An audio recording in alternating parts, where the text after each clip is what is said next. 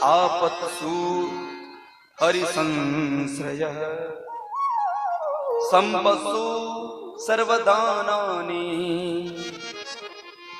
आगे वाक्य निर्वाह एवच।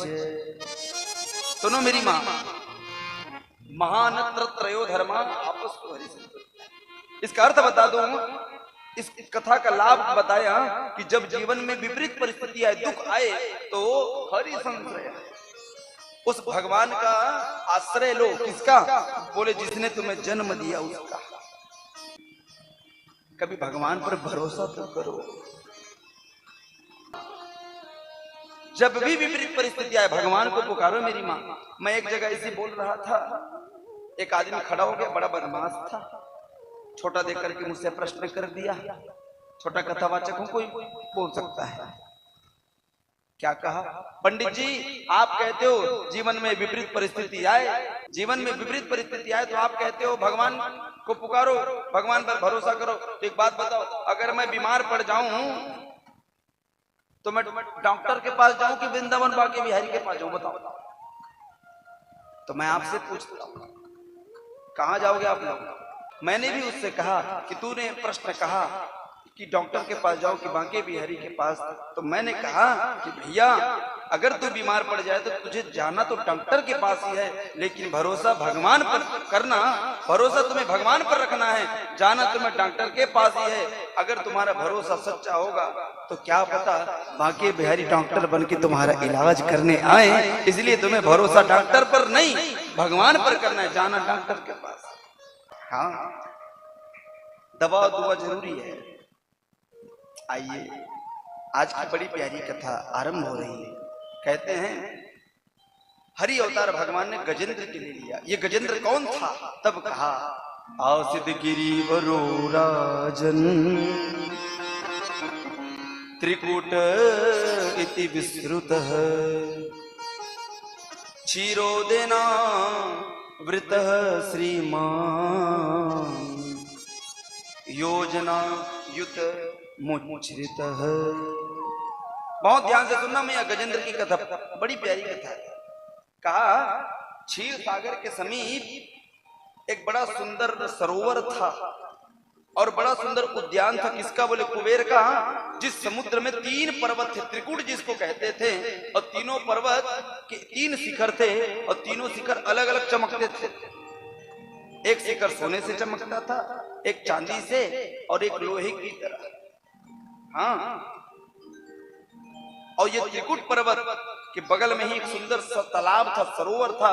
उसी पर एक गजेंद्र, एक हाथी, अपनी पत्नी हथनियों को लेकर, अपने पुत्र को लेकर के, ग्रीष्म ऋतु का समय था, ऐसी गर्मी का दिन था, नहाने के लिए सरोवर में गया। और आप लोग जानते हैं कि हाथी सूंड में पानी भर भर के नहाते हैं, ऐसे है ना।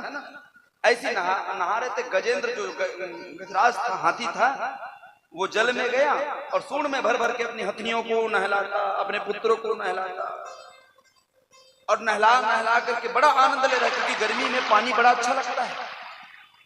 हाँ, जब कई घंटे बीत गए तभी जिस सरोवर में ये नहा रहा था ना, उस सरोवर में एक ग्राह था। ग्राह किसको कहते हैं?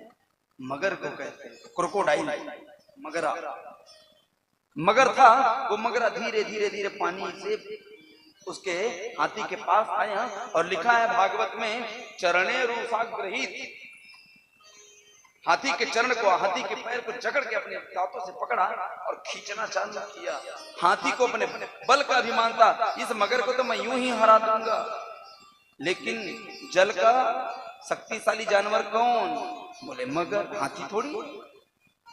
हाँ, इसको अपने बल का अभिमान हुआ, और धीरे धीरे धीरे धीरे जो मगर था इस हाथी के पैर को खींचते खींचते सरोवर में डुबाने लगा।